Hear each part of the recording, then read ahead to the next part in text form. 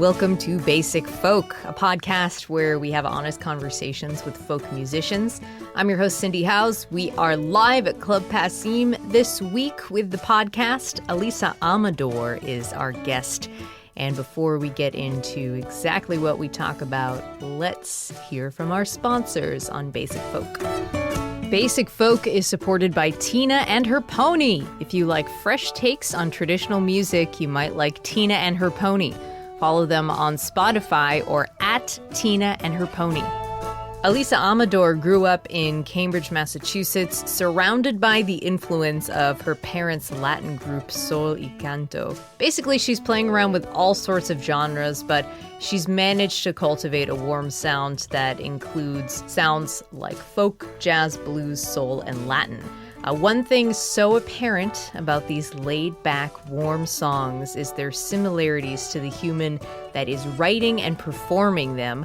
Alisa talks about growing up with her twin sister in the pre-iPad era when she was on tour with her parents riding in the minivan, trying to find ways to entertain themselves, which included a fun yelling game that the bass player made up called La Orquesta. Alisa also talks about the life-changing experience of traveling to Buenos Aires to visit her 96-year-old grandfather. There she met some area musicians who completely changed everything for her.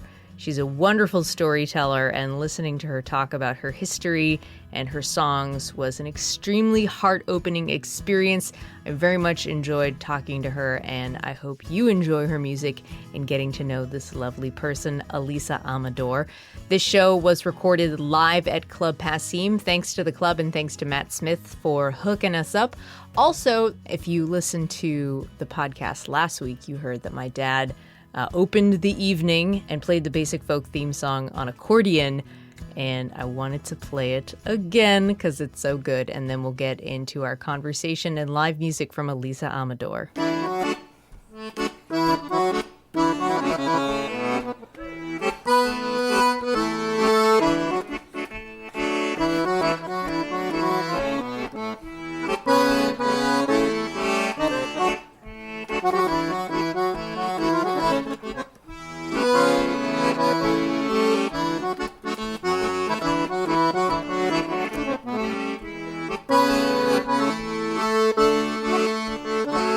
Please welcome to the stage, Alisa Amador. So while Alisa plays, I'm going to sit up here and just stare at her like this. Good. Hey, how's it going? So good. Thank you for having me. Oh, of course. Thank you all for being here. Oh, yeah. So excited that you're here tonight. And this is like the first time I've ever done this, so there's going to be some awkward moments. And is this the first time you've ever done like a public interview? Yes. All right, so welcome to the awkward set. Alisa Amador, you are very interesting, and I don't even know you. Look at you. You grew up singing in your parents' Latin band, Sol y Canto. Very good pronunciation. Oh, yes. Well, high school Spanish really coming in handy. Shout out to my mom who made me take Spanish. That's right. Can you give an idea of what that was like for you growing up in a band? It's kind of hard to conceptualize what it isn't like since that's how I grew up, but I can tell you that it was a lot of time in a minivan and a lot of time in a lot of green rooms inventing games with all of the coffee cups and stirrers and free sugar packets. Oh, that must have been good. And a lot of incredible music. Incredible live music. And can we go back to the people. minivan for a yeah, minute? sure. Do you want to know what kind? Yes. Honda Odyssey. Wow. Of course. The room likes that. From like 2000. So what time period was this? Was this before like iPads and stuff? Yes. What were you doing as a young child in the car? Oh, well, okay. So Mad Libs, obviously. And also one bass player in the band from Cuba, Carlos, invented a really great game. My mother's in the audience, and she knows exactly what I'm talking about. Laughing. The poor woman had to endure this game that Carlos invented for me and my twin, which was called La Orquesta. That means orchestra in Spanish. And the orchestra had 2 instruments. It was me and my twin, Zia. And we did one thing, which was scream. and the bass player was the conductor and would control the volume level of the scream. And that kept us entertained for hours in the minivan. But my parents could bear only about 5 minutes. So we kept it at 5, but we were ready to keep screaming for a long time. But, That's, wow. but it did, Who was driving? Mostly my dad, Brian, bless him. A lot of hours in the car. But something good about that screaming orquesta was that it did teach us to follow orders. Because the conductor told us what to do. He was like raising his hand, he would lowering raise it, and then this would mean stop. That sounds really fun. Yeah, so we knew how to stop. We loved starting, but we also knew how to stop and control. My mom ourselves. is in the audience, and she babysits my 2 nephews. Does that sound like a fun game? Yeah. Sounds. Yeah, as long as you have some earplugs, I think Yeah. it's great. If you're not in a minivan, it's probably better. Outdoors. So how do you think performing with your mom and dad affected your connection to them and then also to music? Oh man, are you gonna bring out all the tear jerkers tonight? Do you have tissues, Matt? Yeah. Do you have club tissues? I think I'll be okay, but I know that one of the most important things that being raised by my parents taught me is just how you see when people first enter a concert and they're all shy, kind of disconnected, reserved. And after a concert, everyone is so open and just ready to connect with each other. And that is so powerful. The fact that music does that live music can open your heart like that and make you see each other and see yourself and really heal. I just think it's one of the few pieces of magic that we have on earth. So the way that music catalyzes community that was the strongest lesson that my parents taught me. It's beautiful. Would you play a song for us? Sure. This song is called Blood Beats.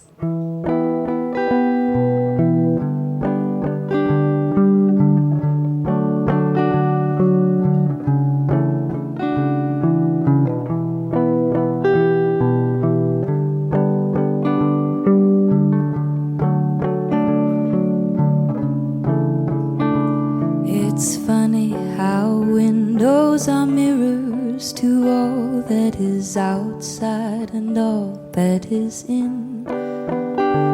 And mirrors can become a window when you take a moment to look at your skin. Well, outside the snow is a tumbling glow of commotion.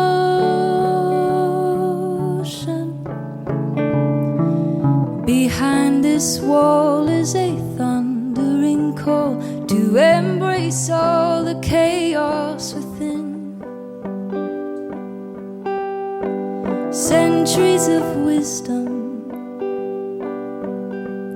can make you so blind.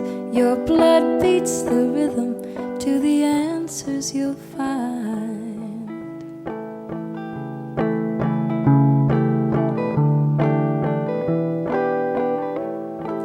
All of the years, let them pass on through. And all of the fears, let them pass through you. And all of the love left out in the cold, let them go. Let them go.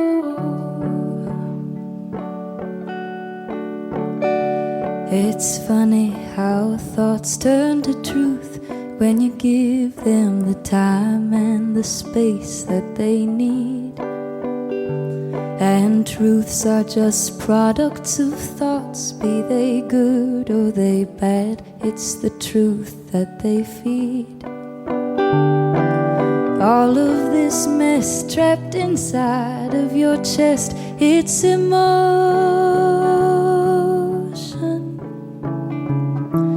Locked in this brain is a quiet refrain to embrace all the chaos within. Centuries of wisdom can make you so blind. Your blood beats the rhythm to the answers you'll find.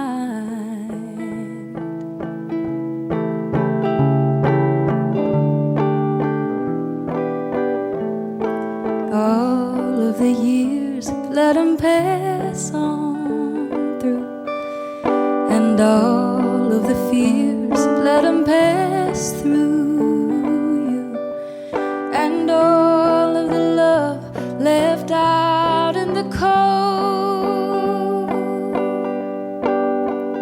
let them go.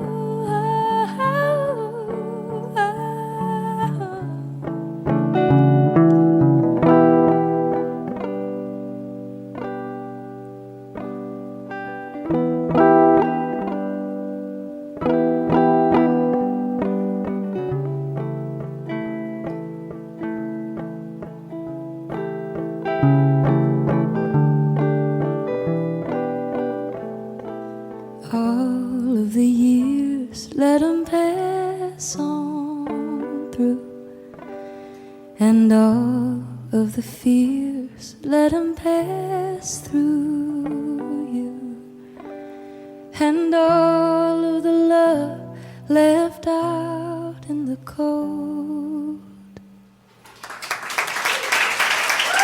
Wow. That is a song called Blood Beats. Yes. And when listening to that song and like really looking at the lyrics, you can correct me if I'm wrong.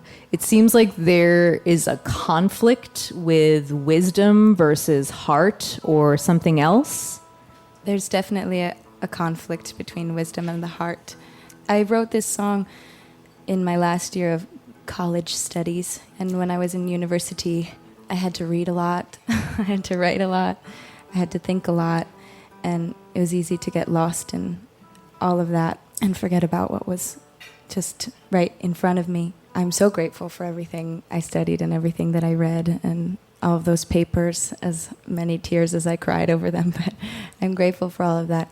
And at the same time, I witnessed a lot of a disconnect between what I was studying and learning how to be respectful in the world and what I was witnessing at the college campus. It's like a reality did not apply to Yeah. what you were learning. Yes, it's like in the classroom, I was learning all about these incredible intersectional feminist authors and gender theory and just really powerful, beautiful writing that really deconstructs power hierarchies in the United States and in the world, and then just seeing them all reconstructed in the dining hall every day was exhausting. And that school dances, I mean, forget it. So I wrote this song in part trying to heal myself from that pain of seeing such terrible cultural norms in a college campus over and over again every day. And I also wrote it because I really believe in our ability to be respectful and loving.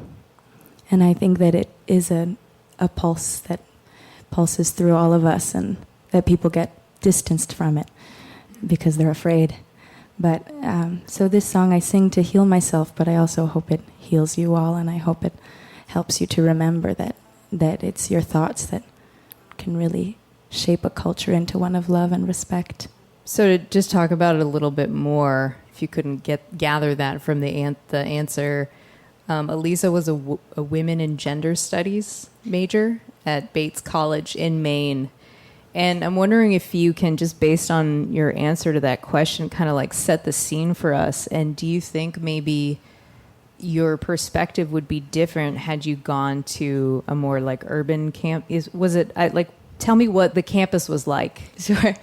So first, I should say that the label of the major has been changed to Gender and Sexuality Studies, because women is a binary term, and we're studying gender, which is non-binary, outside of a binary, and fluid. So the women in gender got chucked by halfway through my college career, but it's still labeled women and gender on my diploma, which is frustrating. But anyway, gender and sexuality studies. And I studied at Bates College up in Maine. It was a campus in Lewiston, Maine, like 3 hours north of here. It's a really very humbling place to live because this school it's quite wealthy and has really great buildings, and everything is so nice. And then you step right outside of the campus and cross the street, and you're surrounded by some buildings that are really run down and people who are really struggling. Is Lewiston kind of, I just left Pittsburgh, where there's areas of Pittsburgh where it seems like a ghost town, like boarded up houses and everything. Yeah, there are parts of Lewiston that are like that. More than anything, it doesn't feel like a ghost town. It's a tough town. It's just a town that's struggling, but it's also so vibrant. There's so much that's going on underneath the surface of these rundown buildings. And the thing is, I grew up in Cambridge. I was surrounded by such aesthetically pleasing urban landscape, and so I cannot think of one boarded up house in Cambridge. Yeah, there's not very many. And so it was a really good reality check to grow up there, to grow up a few years there, and to also work there. I volunteered in an arts therapy program in the library, and got to work with kids who had just moved here from many different places of conflict, who were just learning English by drawing the words they wanted to learn. And it was really powerful to get to live in a place like that, and I miss it. I actually miss it. But I'm also very happy to live here. Wow, so much in that answer. We're gonna have to sit down again. Yeah, there's a lot. We'll have to have you unpack back on this podcast to talk more about that. But can you play us another song? Yes, absolutely. This song is on my first and only EP called Salt. It's called For No Reason. And it's a song that talks about loss and those things you can't explain, and how turning to nature can help you to accept that.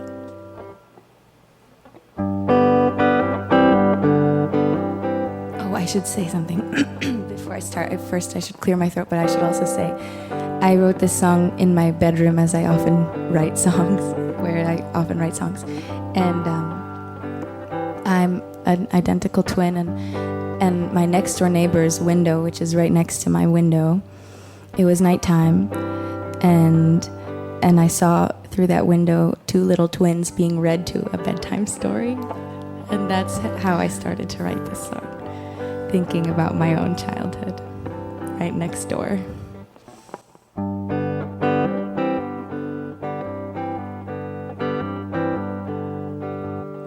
My neighbors are little twins like I once was.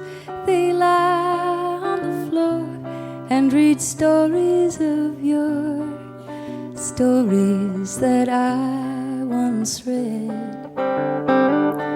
But now I sleep alone at night, sleep where we once used to lie awake for hours, telling stories, not sleeping for no reason. If you look to the trees, you'll find what you seek. You will find what you seek without searching. For we break and we mend, and we break, then we end. When we break, is it for no reason? No reason.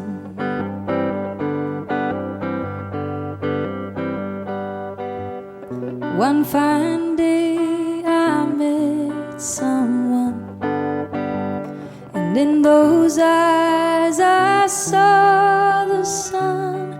We lay on the leaves and shared childhood stories that still circle round my head.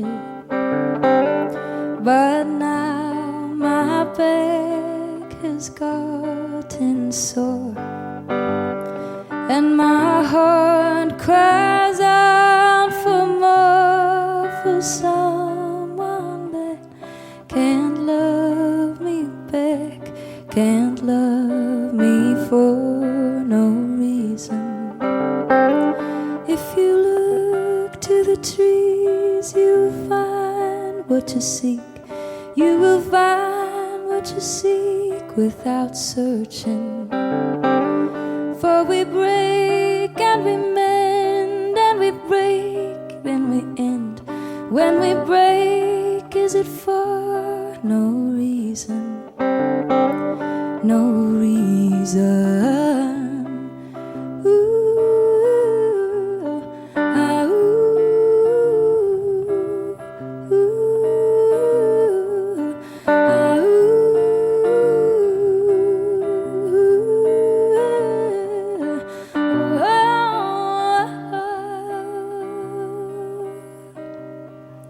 If you look to the trees, you will find what you seek.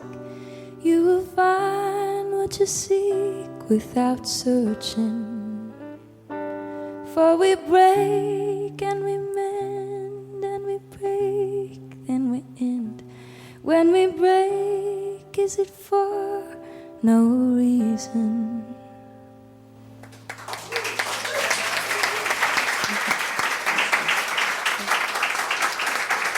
I have a question about a particular line in that song when you're talking about, I mean, there's so much nostalgia in that song. And then there's a part in the song where you meet someone and you talk about your childhood memories. And then you have this line where you're like, now my back is sore. That's so badass. What does it mean? Oh my God. Wow. No one has ever asked me. Well, I guess the way I thought about it at the time, actually, I remember now. My back was literally sore when I was writing the song, first. Second, I talk about the image of lying on the leaves and telling childhood stories. So the idea is like that moment has passed and I'm like still... we're still laying down and I'm done. Yeah, like I'm lying on my back and I'm like tired of lying on my back and that person's already, they're gone. You know, I'm alone here. It's this idea, I guess. I have never thought about it directly, but each line is about finding yourself alone at the end of the story. And looking to nature to accompany yourself through this acceptance of the cycle of loss and growth and all of that. Yeah, can you talk about your connection to nature? Yeah, no. It's so hard to talk about for me because it's just funny. Like there was a whole outing club culture at Bates that I didn't fit into. I mean, I didn't have like the privilege of having access to like ice climbing and so like I didn't fit in. I had never skied. Lord. That pass cost so much money. Like, we couldn't do it. I was raised by touring musicians. We couldn't even buy the CDs of the musicians we would meet at festivals. Like, so the outing club was not, that. I didn't go to study in Maine for its incredible nature. I didn't know about it or really understand it or have access to it. And at the same time, I think all of us are connected deeply to the earth. Just by stepping outside. So I am no fancy outing person. I don't know how to ice climb. I skied once. It was scary, but fun. But to ground back in to myself and to stop sweating the small stuff, I have to just be outside in some way. Yesterday we had a show in Vermont, and I calculated our trip specifically to have half an hour to swim in a river along the highway. Good job. And it saved me. It was that reset that I just need from time to time. Like, there are moments where I'm like, I just need to go jump into a river or go sit in my backyard. Like, it really doesn't have to be particularly complicated, but when you start to get really lost in your head or lost in social difficulties or emotional difficulties, it's so great to just be outside and just be. Remember that you're doing it right. For the record, has anyone here ever ice climbed? That's a no. Okay, I feel less bad now. Right. We are all in the same non-icy boat. So, Alisa, you went on a very significant trip to Buenos Aires. Mm-hmm. Can you tell us a little bit about that experience and how it gave you a stronger sense of the power of music? How do I even begin? So my grandfather's from Buenos Aires, so that was what led me to... on your dad's side? On my mother's side. Mother's side. My mother's father is from Buenos Aires, and so that led me to deciding to go there for study abroad, because I had access to studying abroad. So I chose a film studies program in Buenos Aires because it was the most artistic program that existed that would give me credits for school. And I went there and I met these incredible musicians called Mika Ipiñazar and Facundo Parla. And they're both songwriters and unbelievable musicians and people who at the time were running a music school out of their house that they rented outside of the city. And so I would come visit them. We'd play a show together at a bar, and then they'd unfold a cot in one of their classrooms, and that was my room. And I loved it. I was so happy.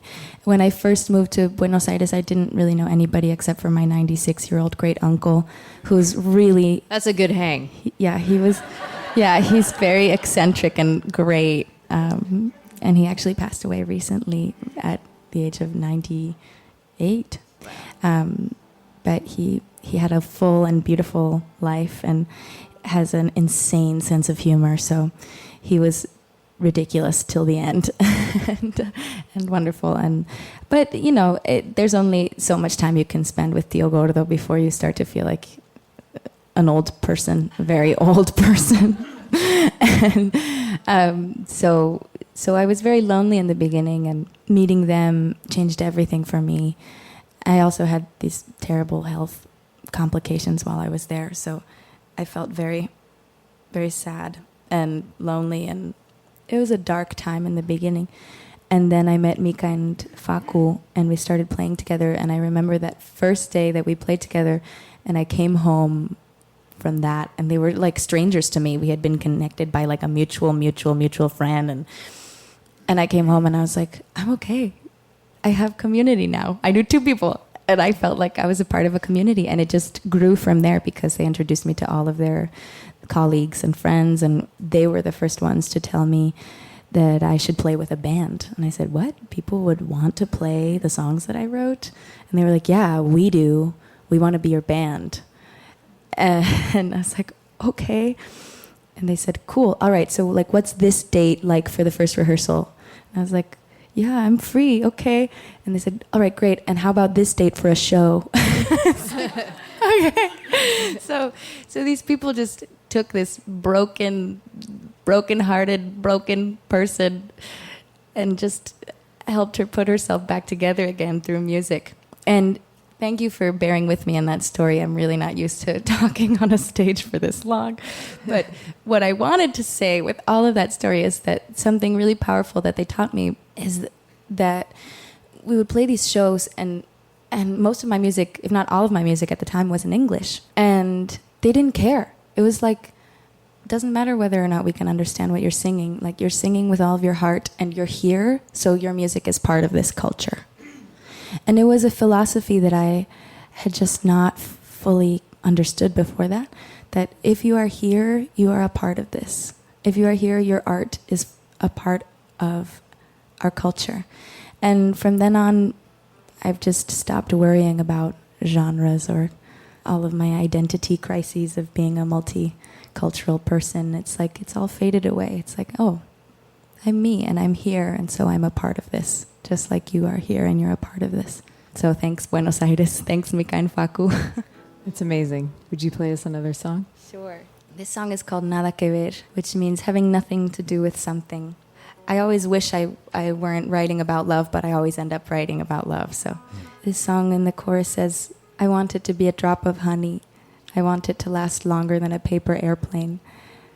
I want this melody to have nothing to do with your love. That's a sick burn. Thank you.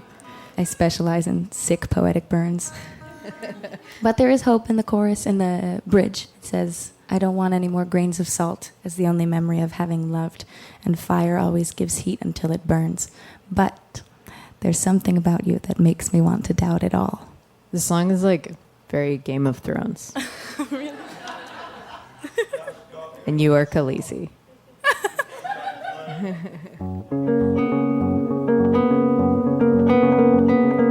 Dicen que mientes,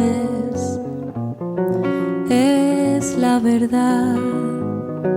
Dicen que cantas, quiero escuchar, quiero saber más de lo que me dicen. Quiero que sea una gota de miel que dure más que un avión de papel, que la melodía tenga nada que ver con tu amor.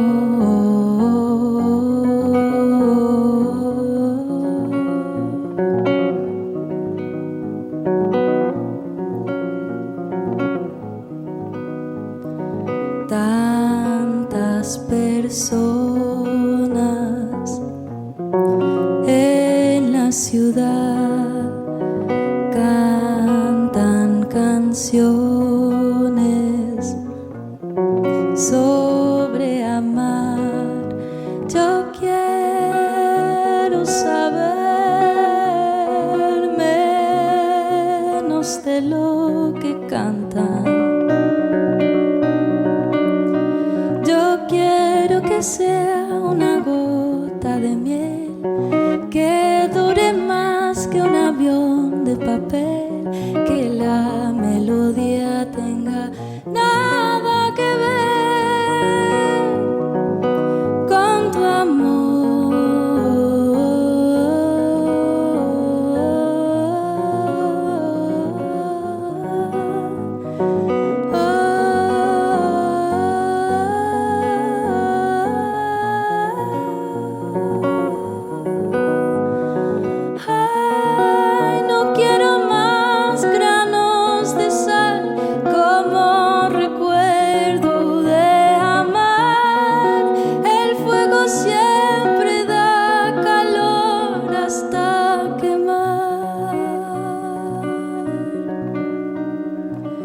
Pero hay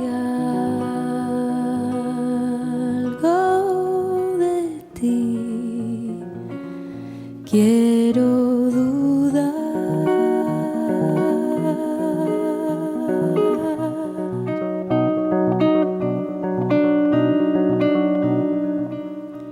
Yo quiero que sea una gota de miel que dure más que un avión de papel, que la melodía tenga nada que ver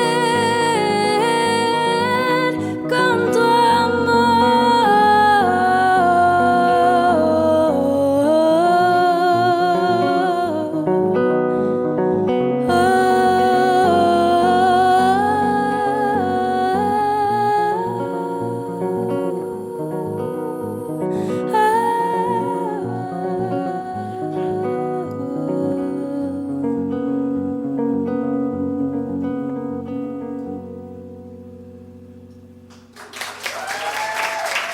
Muchas gracias. Muchas gracias. Is there a difference when you sing in Spanish versus when you sing in English? I don't know. I haven't thought about it very directly, but it definitely. I mean, I think the audience can probably answer this better than I can. I mean, I think there's a different tonality in my voice when I sing in Spanish. Should we get your mom up here? Yeah, Rosie, what do you think? Yeah, I think there's a different tonality in my voice just because of the shape of the words. Yeah, people have said to me that they really love when I sing in Spanish. It's real good. Yeah. Maybe it's also they say it's a very emotional language. We are certainly a very emotional people. Maybe that's a part of it too. I want to talk about your guitar playing. Electric guitar versus acoustic guitar, because it seems as though your parents, I don't know if this is true or not, played a lot of acoustic guitar. But how did you settle on, I am thinking mostly electric guitar, and why does that particular sound fit into your songs? I think it was more about the feel of the guitar than anything. I used to play acoustic guitar and nylon strings, and my dad is an incredible classical guitarist and composer and songwriter, and I just was not at his level at all. And then I started looking at Craigslist and found this silver Ibanez Artcore hollow body guitar that's on the stage right now, years ago. And I just remember I was just like in this guy's apartment in East Cambridge, just like checking it out with my dad present, of course, because, you know, teenage girl alone. And anyway, patriarchy. But anyway,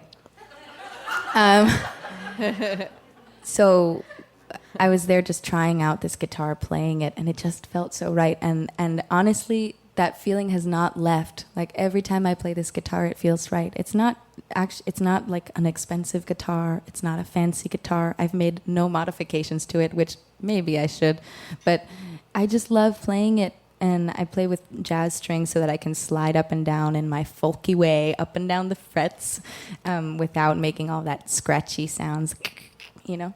And so this guitar I guess it was more of a feeling that this is the guitar that felt right for singing, for playing, and so it ended up being electric guitar for me. It's also amazing how emotive electric guitar can be, and I didn't realize that until I started seeing other songwriters playing an electric guitar, and that you didn't have to be loud. Like, it didn't have to be rock for you to play an electric guitar. And that was a lovely realization. So I'm happy to be playing this guitar quietly and powerfully. How about another song? Sure. Here's the title track of my one and only EP, Salt. It's a song I wrote as a process of acceptance of losing a friendship. But that's what it means for me, and whatever it means for you is what it means for you. So as long as it's healing, that's what matters to me. Nothing tells like wasting my time again, and nothing tells like wanting to cry again, and nothing tells like when I think of you, what a lonely thing to do, rubbing salt in the wound, and nothing tells like that look in your eye again, nothing tells like that faraway smile again. But I can tell from my distant point of view that there's nothing we can do but rub salt in the wound. Is there a metaphor for this kind of loss? This I once knew you well kind of loss. This you look at me but you don't see me kind of loss, where every greeting feels like goodbye, and nothing hurts like that voice in my head again, the cruelest words that break through my thickest skin. And nothing hurts like believing that it's true. What a harmful thing to do. Rubbing salt in the wound. Oh, hey. And is it evident that I'm kind of lost? I question everything and I'm kind of lost. And I don't know where I'm going, I'm kind of lost. And every greeting feels like, oh, well, I never told you 'cause I didn't know. With all of the tears I was letting you go. Oh, I guess you were never meant to stay for long. I opened my eyes and I closed them and you were gone.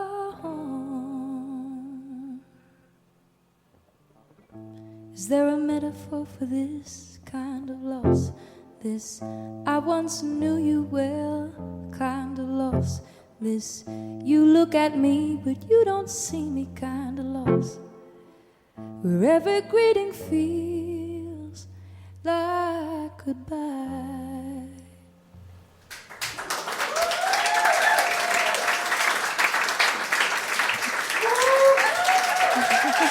I have a lot to say. First of all, nailed it. Do you guys, is that like not a Bonnie Raitt song? Ooh, high Right? praise. Thank you. I mean, come on. That can't be the first time that you've ever heard that. It's so like a Bonnie Raitt song. Can somebody, Matt, can you send that to Bonnie Raitt? Oh my God.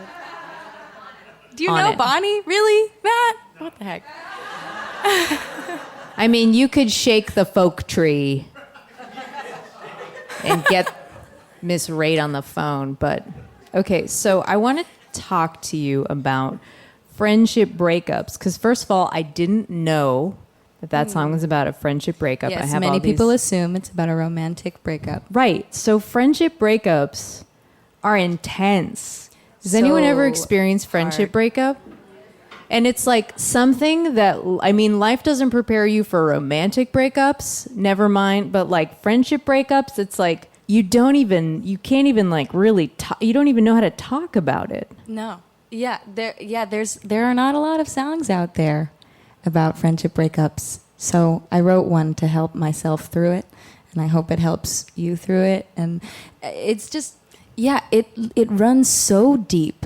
But how do you even talk about it, especially if you have mutual friends and you're living in such a private culture where you don't talk about what's hard with people, and also, it's never your fault. yeah.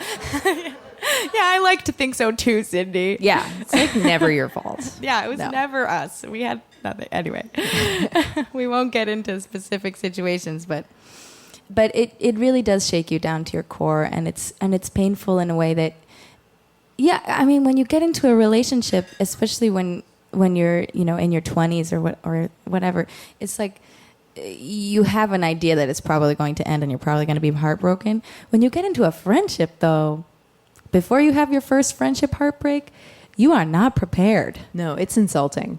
It's it's deeply painful. And when you have to see that person every day, it's also painful. And then the whole process of that breakup, it's like there tends to be no even conversation about you breaking up. It's like you just stop spending time together, you see each other and you're polite and everything, but you don't get to connect in the way you used to. And it's so bewildering, and it just totally throws you off, and it can haunt you. Totally. It really can. Oh, yeah. I had a real bad friendship breakup, and it definitely haunted me for like years. Yeah, I'm so sorry that happened. It's happened to everyone in this room. You know, it's just a thing that like that's the thing that the beauty of music that we were talking about at the beginning of this interview. Like at the end of this, we'll all walk out being like, oh yeah, all those people in that room tonight, like have definitely experienced friendship. One thing in common that we all have, friendship breakup. Yay, and it brings us together. Yeah, Isn't we're that all beautiful? We all suffer. It's beautiful. So I want to talk about your voice because it's so beautiful and it just sounds like it was made for like that kind of style. Like you sound so honest and there's a really strong sense of emotion, pain, heartbreak. Can you talk about how you might have cultivated your singing? Besides the screaming game. besides the orquesta circa 2000. Well, one of my biggest vocal inspirations is in the room tonight, my mother, Alisa Amador. Yes. If you guys haven't heard Sol y Canto, it's your homework. And you'll be very happy that you did. Because that being raised in that music and being that vocalist's daughter just taught me so much about how the emotion comes first. I mean, you train, you learn how to sing healthfully, you learn how to sing in tune and all of the technicalities. But once you're singing, once you're performing, it's about channeling an experience, a story, an emotion, and it's not about sounding perfect anymore. It's about channeling that and letting your voice be the vehicle for that. And also singing healthfully, it requires all of your being. You have to be healthy mentally, physically, emotionally. You have to take care of your whole being in order to really sing fully. So I think I'm getting lost in a tangent, but... Well, you know, it's interesting to think about being healthy is that I've definitely heard from more than a couple of artists that they recognize that they are kind of not healthy in a way and that they're afraid to become healthy because they're afraid that inspiration won't be there anymore. Oh, yeah. So that is... great. Yeah, to hear I'm you not. say Yeah, that. I'm not a part of that school of thought. I'm really into being I healthy. am also not a part of that school of thought. I think Yeah. people should be mentally stable. Yeah, I think people should take care of themselves. I mean, there's like, I think people need to take care of themselves, and there's a part of me that like understands just by imagining their point of view of like, if all of my songs are written from, you know, this like dysfunctional state, like what's going to happen when I'm functional? And there's plenty of inspiration. It's going to get better. It's there's like you don't even know what you'll write when you're healthy, but anyway, that's a different conversation. Yeah, singing for me, the way that I've cultivated singing is really thinking about the song as the vehicle for that emotion and studying my own voice and playing. I mean, you play music, it's play. It's just an exploration. And it's just so lovely. I'm so excited to keep growing older and discovering new things about my voice and my body and life. But vocally, just in the last year, there are new things that I discovered that I could do. So it's just so fun. It's so fun to grow into my voice, and I'm curious to see what it'll be like in the years to come. That's cool. All right, how about one more song? Sure. Right. Yes. So this is a song for all of the friends out there. This is an ode to friendship, and it's powerful. Powerful magic. I really think that the world is always breaking, and maybe it's our purpose on earth here to just be the fixer-uppers together. This song is called Together.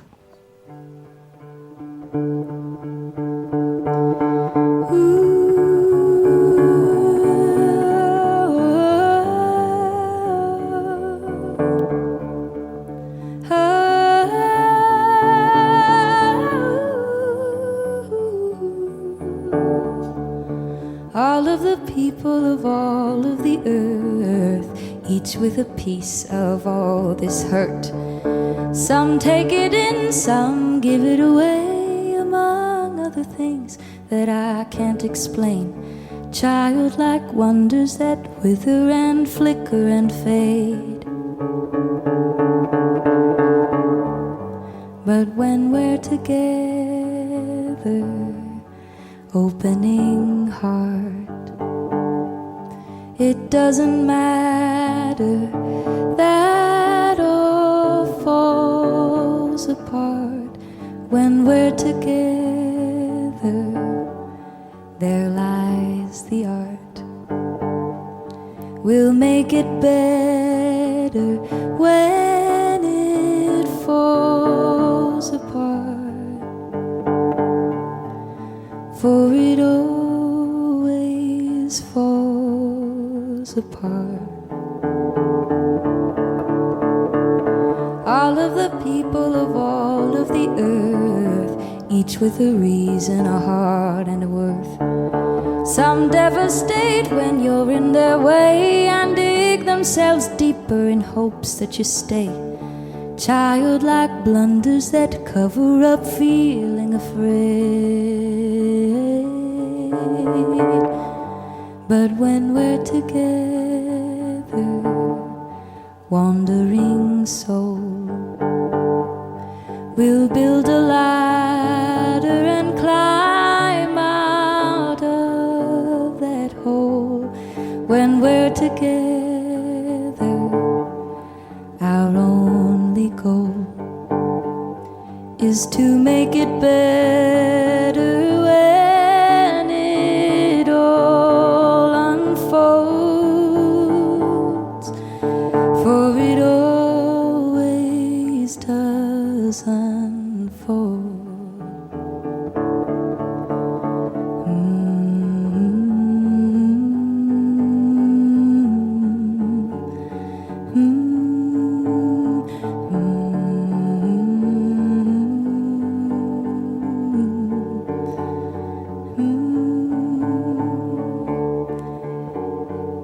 This is the point where I invite you to sing with me. I figure I can't use a looper for the life of me, but you guys could sing with me, and we'll be singing together and looping our voices live, just by singing and singing something again and again. It goes like this. Together, together, together, together, together, together, together. And there could be some harmonies if you want. Together, together, together, together. Opening heart,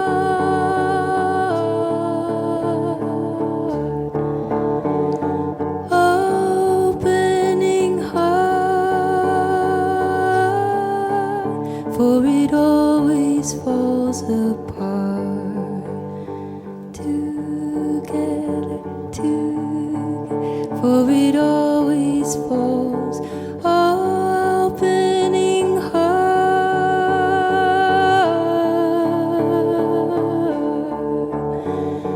together, together, together, together, together, together, together, together.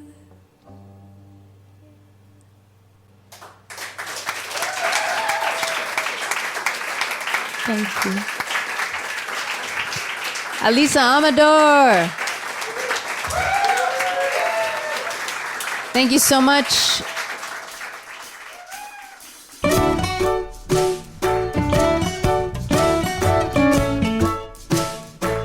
Basic Folk was produced by Adam Corey this week, along with Laura McCarthy.